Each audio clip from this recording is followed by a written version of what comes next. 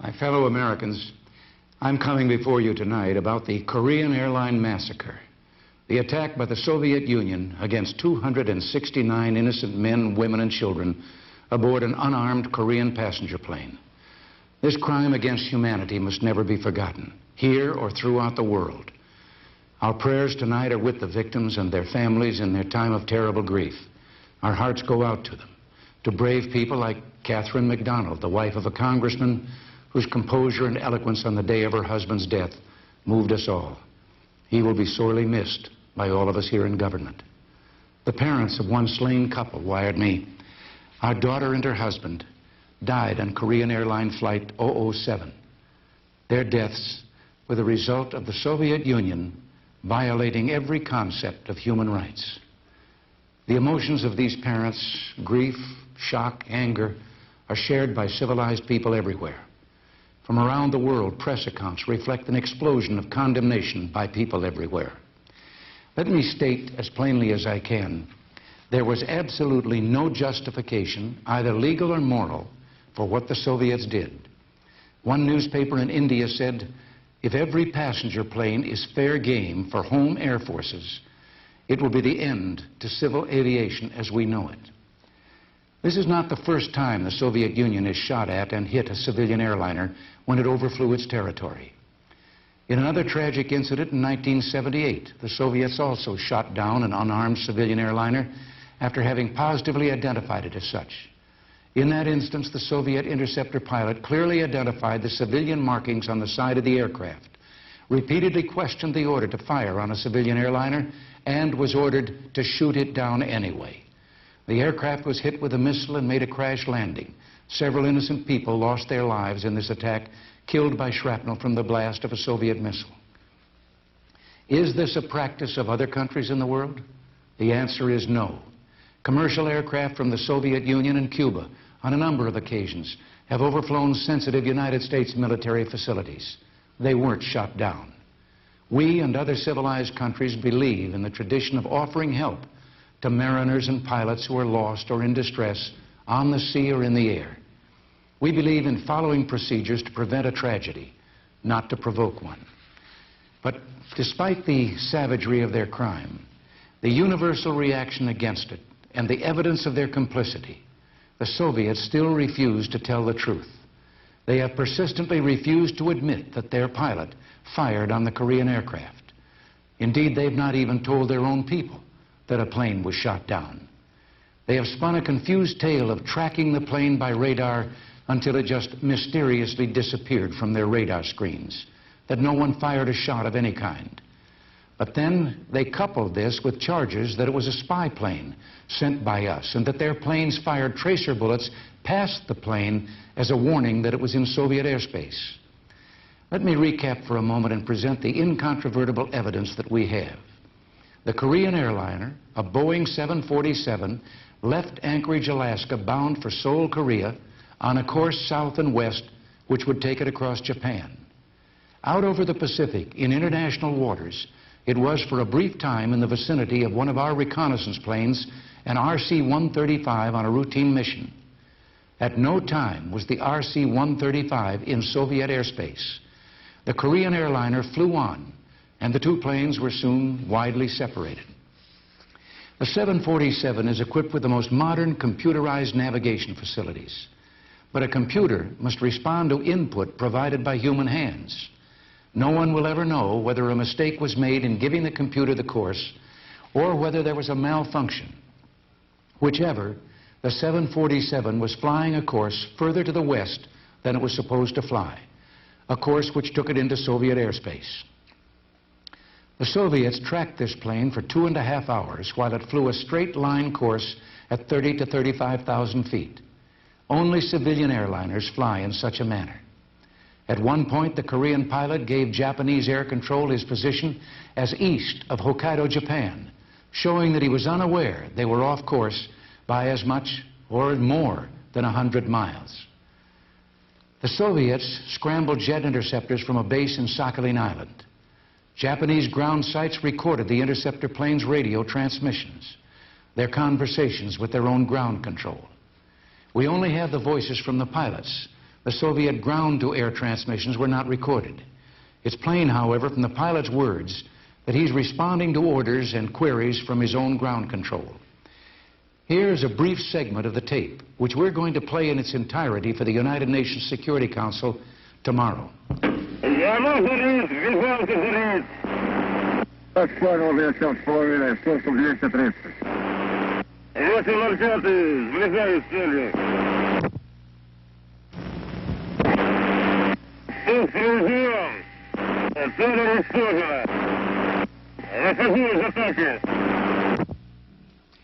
Those were the voices of the Soviet pilots.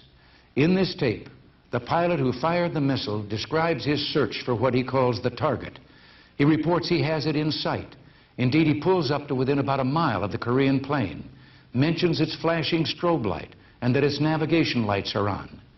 He then reports he's reducing speed to get behind the airliner, gives his distance from the plane at various points in this maneuver, and finally announces what can only be called the Korean airline massacre.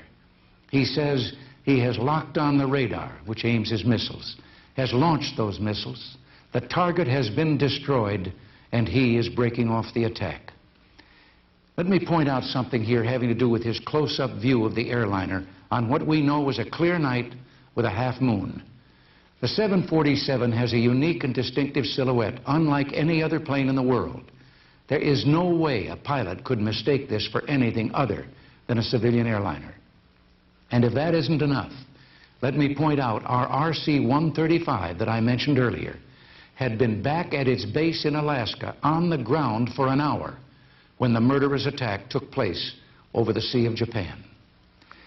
And make no mistake about it, this attack was not just against ourselves or the Republic of Korea.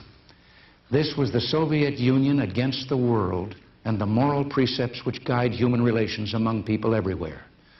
It was an act of barbarism, born of a society which wantonly disregards individual rights and the value of human life and seeks constantly to expand and dominate other nations.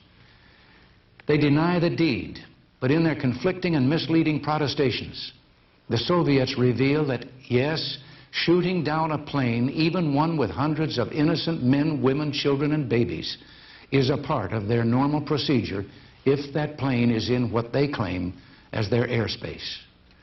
They owe the world an apology and an offer to join the rest of the world in working out a system to protect against this ever happening again.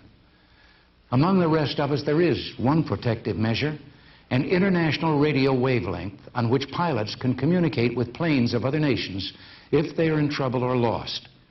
Soviet military planes are not so equipped because that would make it easier for pilots who might want to defect. Our request to send vessels into Soviet waters to search for wreckage and bodies has received no satisfactory answer. Bereaved families of the Japanese victims were harassed by Soviet patrol boats when they tried to get near where the plane is believed to have gone down in order to hold a ceremony for their dead. But we shouldn't be surprised by such inhuman brutality. Memories come back of Czechoslovakia, Hungary, Poland, the gassing of villages in Afghanistan. If the massacre and their subsequent conduct is intended to intimidate, they have failed in their purpose. From every corner of the globe, the word is defiance in the face of this unspeakable act, and defiance of the system which excuses it and tries to cover it up. With our horror and our sorrow, there is a righteous and terrible anger. It would be easy to think in terms of vengeance, but that is not a proper answer. We want justice and action to see that this never happens again. Our immediate challenge to this atrocity is to ensure that we make the skies safer and that we seek just compensation for the families of those who were killed. Since my return to Washington, we've held long meetings, the most recent yesterday with the congressional leadership. There was a feeling of unity in the room, and I received a number of constructive suggestions. We will continue to work with the Congress regarding our response to this massacre. As you know, we immediately made known to the world the shocking facts as honestly and completely as they came to us. We have notified the Soviets that we will not renew our bilateral agreement for cooperation in the field of transportation so long as they threaten the security of civil aviation. Since 1981, the Soviet airline Aeroflot has been denied the right to fly to the United States. We have reaffirmed that order and are examining additional steps we can take with regard to Aeroflot facilities in this country. We're cooperating with other countries to find better means to ensure the safety of civil aviation and to join us in not accepting Aeroflot as a normal member of the international civil air community unless and until the Soviets satisfy the cries of humanity for justice. I am pleased to report that Canada today suspended Aeroflot's landing and refueling privileges for 60 days. We have joined with other countries to press the International Civil Aviation Organization to investigate this crime at an urgent special session of the Council. At the same time, we're listening most carefully to private groups, both American and international, airline pilots, passenger associations, and others who have a special interest in civil air safety. I am asking the Congress to pass a joint resolution of condemnation of this Soviet crime. We have informed the Soviets that we're suspending negotiations on several bilateral arrangements we had under consideration. Along with Korea and Japan, we called an emergency meeting of the UN Security Council, which began on Friday. On that first day, Korea, Japan, Canada, Australia, the Netherlands, Pakistan, France, China, the United Kingdom, Zaire, New Zealand, and West Germany all joined us in denouncing the Soviet action and expressing our horror. We expect to hear from additional countries as debate resumes tomorrow. We intend to work with the 13 countries who had citizens aboard the Korean airliner to seek reparations for the families of all those who were killed. The United States will be making a claim against the Soviet Union within the next week to obtain compensation for the benefit of the victims' survivors. Such compensation is an absolute moral duty which the Soviets must assume. In the economic area in general, we're redoubling our efforts with our allies to end the flow of military and strategic items to the Soviet Union. Secretary Shultz is going to Madrid to meet with representatives of 35 countries who for 3 years have been negotiating an agreement having to do with, among other things, human rights. Foreign Minister Gromyko of the Soviet Union is scheduled to attend that meeting. If he does come to the meeting, Secretary Shultz is going to present him with our demands for disclosure of the facts, corrective action, and concrete assurances that such a thing will not happen again and that restitution be made. As we work with other countries to see that justice is done, the real test of our resolve is whether we have the will to remain strong, steady, and united. I believe more than ever, as evidenced by your thousands and thousands of wires and phone calls in these last few days, that we do. I have outlined some of the steps we're taking in response to the tragic massacre. There's something I've always believed in, but which now seems more important than ever.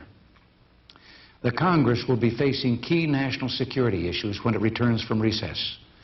There has been legitimate difference of opinion on this subject, I know, but I urge the members of that distinguished body to ponder long and hard the Soviets' aggression as they consider the security and safety of our people, indeed all people who believe in freedom.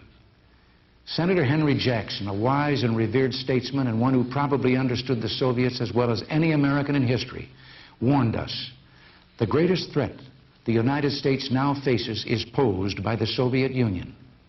But Senator Jackson said, if America maintains a strong deterrent, and only if it does, this nation will continue to be a leader in the crucial quest for enduring peace among nations. The late senator made those statements in July on the Senate floor, speaking in behalf of the MX missile program he considered vital to restore America's strategic parity with the Soviets.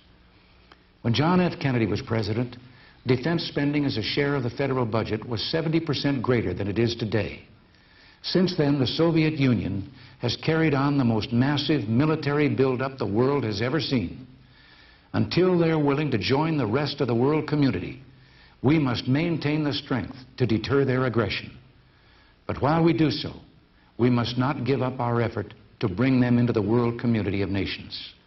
Peace through strength, as long as necessary, but never giving up our effort to bring peace closer through mutual, verifiable reduction in the weapons of war.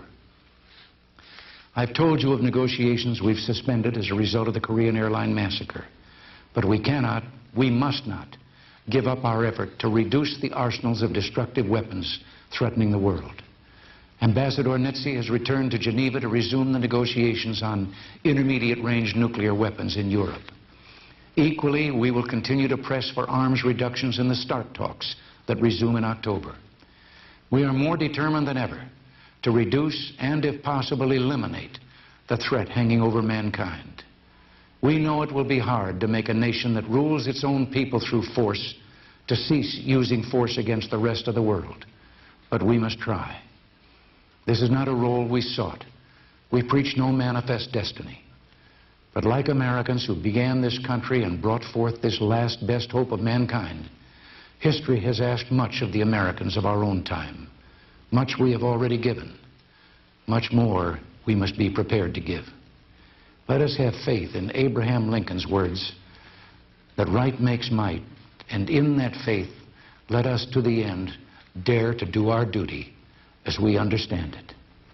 If we do, if we stand together and move forward with courage, then history will record that some good did come from this monstrous wrong that we will carry with us and remember for the rest of our lives.